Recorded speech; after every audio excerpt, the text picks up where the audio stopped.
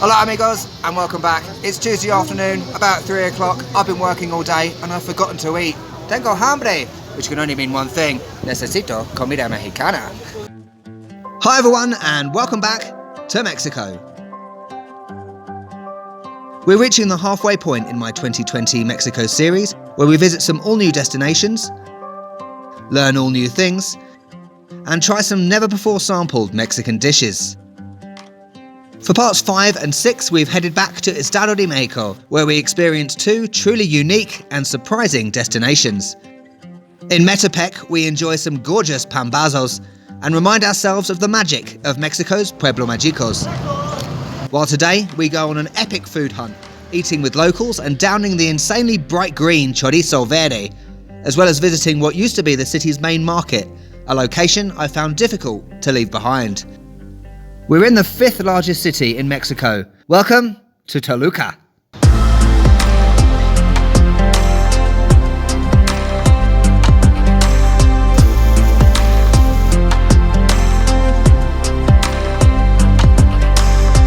Okay, welcome to Toluca. That building is the Cosmo Vitral, which is where we're going to be going after we have filled our stomachs with the most amazing food ever. We're going to this little markety place over here. We're also going to go into Toluca in a bit more detail afterwards and explore the city. You have been warned, there is going to be a lot of food in this video. Hola amigo, quiero 2 tacos con chorizo verde, por favor. ¿Verde y rojo? Verde. Puro verde. Verde, sí, 2. Y sin cebolla, por favor. Gracias.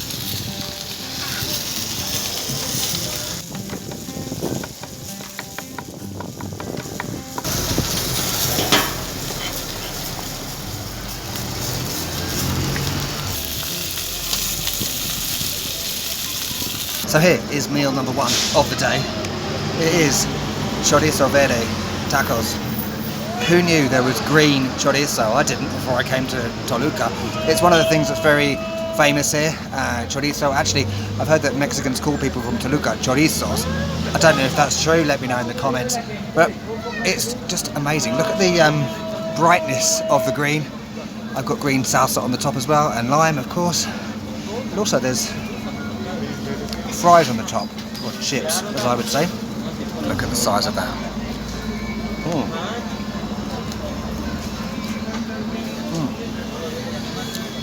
This isn't the first time I had this.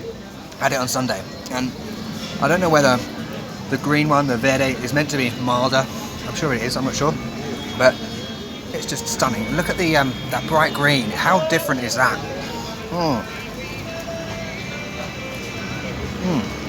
And having the chips on it, I've seen that a lot recently. You also have nopales, cactus. It's very odd for me to have chips in a taco. 1 down, 1 to go. I love these little places. You can just sit there by the lady that's cooking and eat with the locals, with your limon, with your salsas. You've got the roja salsa and verde salsa.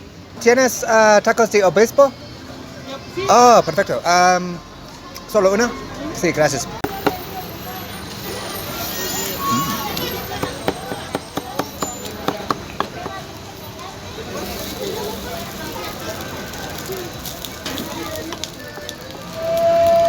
¿Puras papas? Oh, sí, papas, sí. Cebolla un poco. Oh, piquito. Ah, gracias. Gracias. Right, if you thought the food was ending with the chorizo verde, you're going to be shocked. Shocked because I now have tacos de obispo, which translates to English to bishop tacos. I was a bit confused by this, but apparently it's so good that it's good enough for a bishop. I think in English I would say fit for a king or something like that. Again, it's massive and it's windy. I'll tuck in first, then tell you about it. What a mess. Okay. That's okay. Okay, I've got to admit, I'm not blown away in comparison to the chorizo verde. So this dish is a bit of a mystery. I've spoken to many Mexicans about this, about exactly what the ingredients are and the preparation process. No one seems to know. There's an air of mystery about it. But I have read that it's basically pork, unsurprisingly, guts, entrails or viscera, thrown into a pork belly with various herbs like cilantro y epazote, which is another Mexican very common herb. To be honest, it does taste a bit like I'm eating entrails.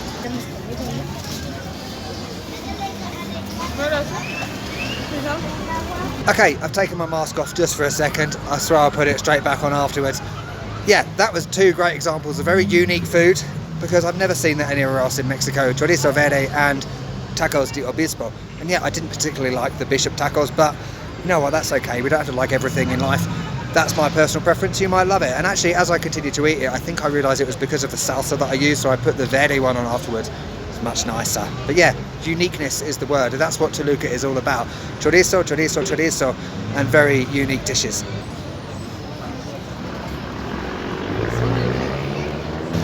Okay, we're now going into Cosmo Vitral. This is the Hombre Sol, Sun Man. Look at all the stained glass. Let's go in.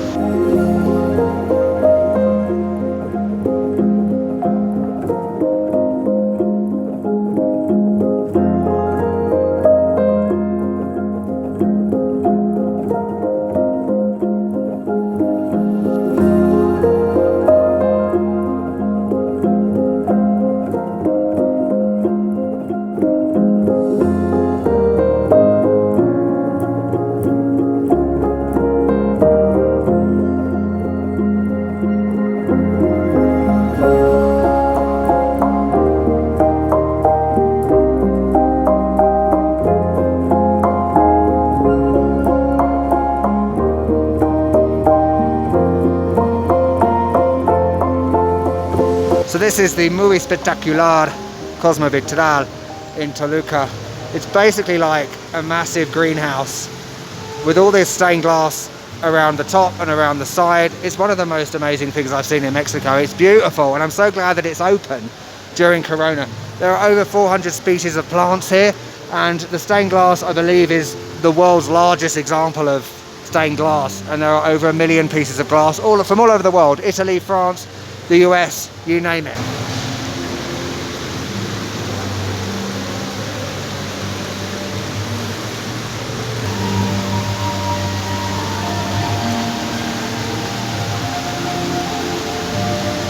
And of course, there's a story behind this stained glass. Basically, what it's meant to represent, I understand, or symbolise, is man's or woman's fight against the darkness and quest to find the light in life.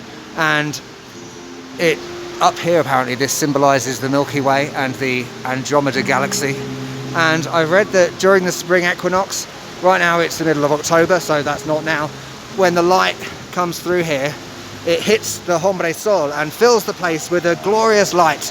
And through here, this little leafy archway, I believe it's like a Japanese garden with this red bridge, lily pads down below. How pretty. Look at that.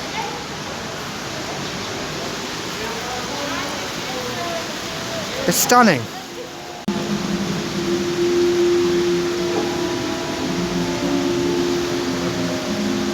I knew this had something to do with Japan. Issey Matsuda, or sorry for the pronunciation, Japanese people, born in Nagasaki. I've been there. Amazing place. And he arrived in Mexico in 1922. I believe he's responsible for the commissioning of this botanical garden. Fascinating.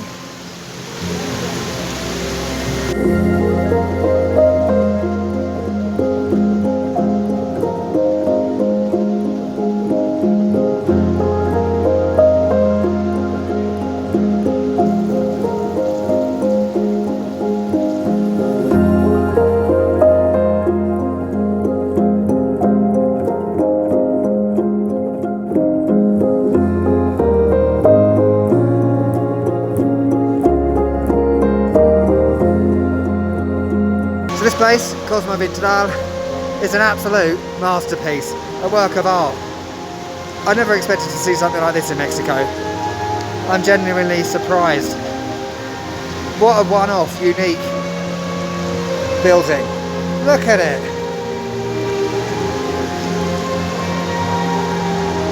Stunning. It's like something, I don't know, like Michelangelo or something, or some grand piece of artwork that's obviously taken a ridiculous amount of time and effort and hard work to put together.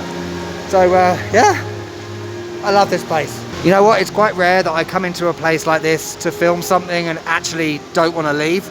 Look at this Hombre Sol. It's spectacular.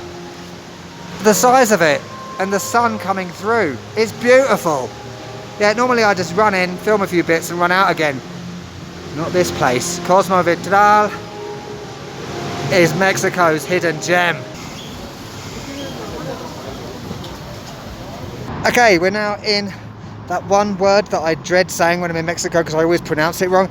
The Zocalo, not the Zocalo as I used to say about 2 years ago. And it's Toluca information time. As you can see right in front of me, Edomex, Estado de Mexico. It's the capital of the state of Mexico.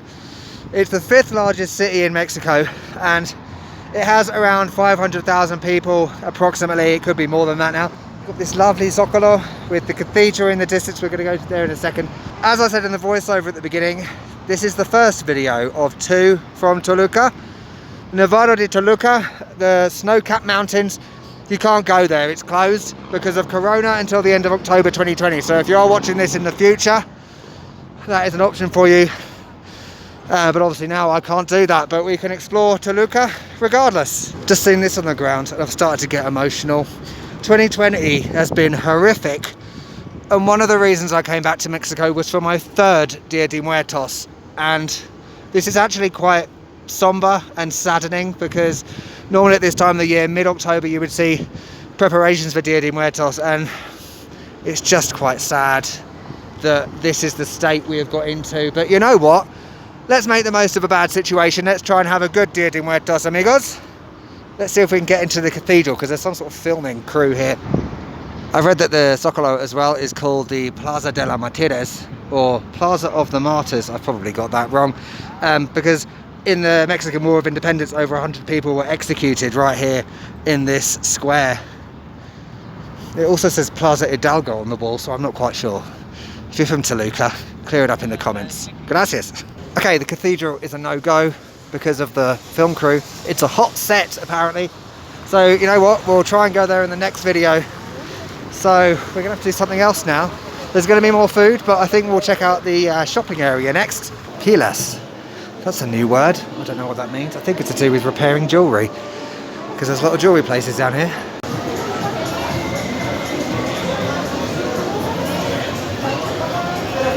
So here we go, Portales. I have to be really careful filming here because there's security and police everywhere. They told me off for filming on Sunday when I was actually filming a pigeon, but whatever.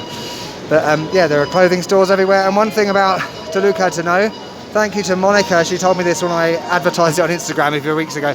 There's a lot of leather shops, and some of them, I believe, date back to the 19th century. Fascinating. Look, postcards. What am I, a tourist? As you can see, Cosmo Vidal is a huge attraction in Toluca. There we have Nevado Toluca, which you can't get to at the moment. And Metepec, I believe that's a Pueblo Mágico. Hint, hint, that could be the next video. Now there is a candy sweet that I'm looking for called Jamoncillos, sorry. It's like a lemon or pineapple candy kind of thing. I'm not sure, but I can't find it yet. But you know what I have found is a Dia de Muertos stand. You've got sugar skulls down there. Dia de Muertos is coming, amigos. I'm so excited. Ooh, Cafe Cajeta, Pino Colada. And you've got all sorts of Dia de Muertos stuff. So Toluca and Mexico is getting ready for Dia de Muertos. Right, let's put the camera on a flat surface. For once, let's sort that out. I'm back in the Zocalo with some more food. I've got chocolate. I got those cafe coffee flavoured chocolates. They're the best. And you know what? They're like a little skull. Dia de Muertos. Ah, what an angel. And you know what? This kind of makes me feel, what's the word? I'm reminiscing about the past because I'm in a Zocalo with fountains. I've got chocolate. Guess where I was the last time when that happened? San Luis Potosí. Guess what's coming in about 3 videos time? An epic return to San Luis. You okay, hon? Not anymore. Okay, you're not going to believe this, but we're back where we started this video for one final bit of food. Again, something that I've never had before in a video. Nieves.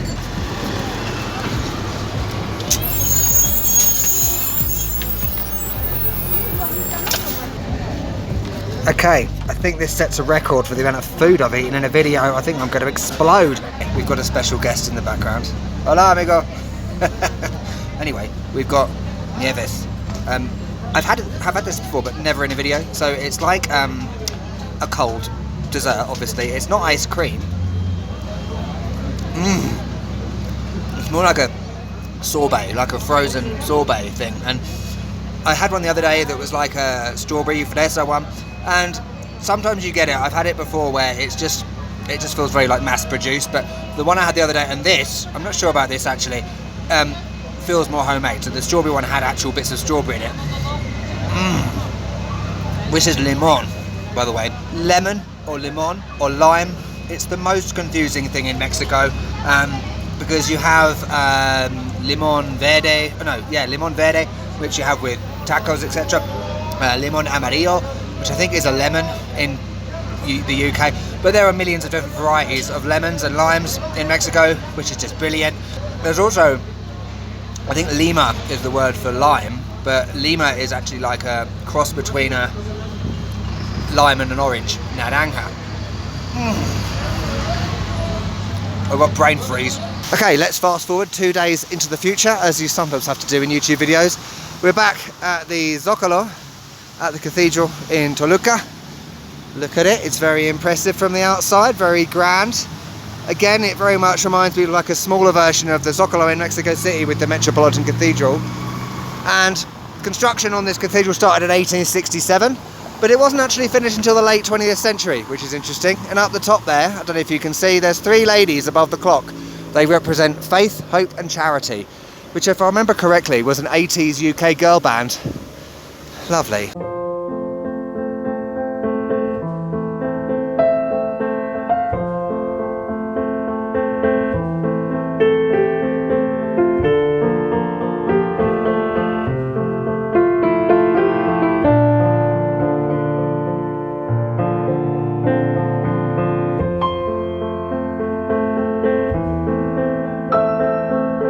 So I'm not speaking in the cathedral for obvious reasons, but the thing I will say about cathedrals in Mexico, I've said it before and I'll say it a million times again, they are incredible, absolutely breathtaking, and such an experience to go into.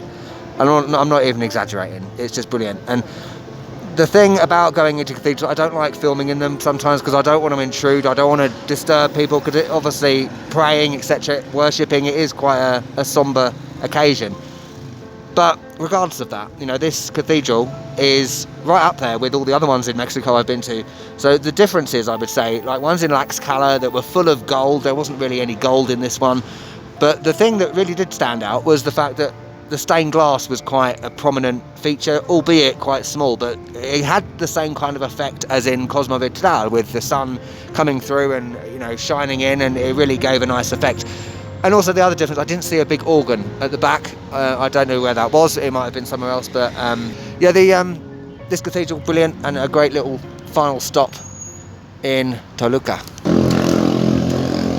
Okay, let's let the motorbike go past. The bells are chiming, and to end this video, I wanted to say 2 things about this video, but also about Toluca. So if you're from here, you probably are thinking, well, you've only really covered a very small area, and that's true. I've very much only scratched the surface, and I've only been in the central area. And the fact that I've really only covered an area in this video of about 50 square meters, I think goes to show that there's a lot to do in Toluca. You could spend a long time here. I could film about 10 videos in Toluca, I think. I'm really quite surprised, actually, about that. And the second thing I will say is that, given its proximity to Mexico City, I don't know why more people don't come here, because it's very easy to reach from the western side of Mexico City, or anywhere in Mexico City. So if you are coming to Mexico City for like a weekend break or a holiday for a week, vacation, American English, and you're staying in somewhere like Condesa or Roma, a typical area, even Santa Fe, it's very easy to get to, and it really kind of provides everything that Mexico City does, but on a smaller scale. So I didn't mention about museums. Toluca has the 2nd most museums in Mexico after Mexico City. So you could spend God knows how long visiting museums in Toluca. They don't make for good videos, that's why I don't put them in them. But yeah, I've really enjoyed my time in Toluca, but it's not over yet, because in about 5 minutes I'm going to be going to film the 2nd video from Toluca, which is from Metepec, which is a Pueblo Mágico, and it has an interesting history with the UK. Surprisingly, a very small one, but I'm going with it. Thanks for watching, and I'll see you next time. Catch you later.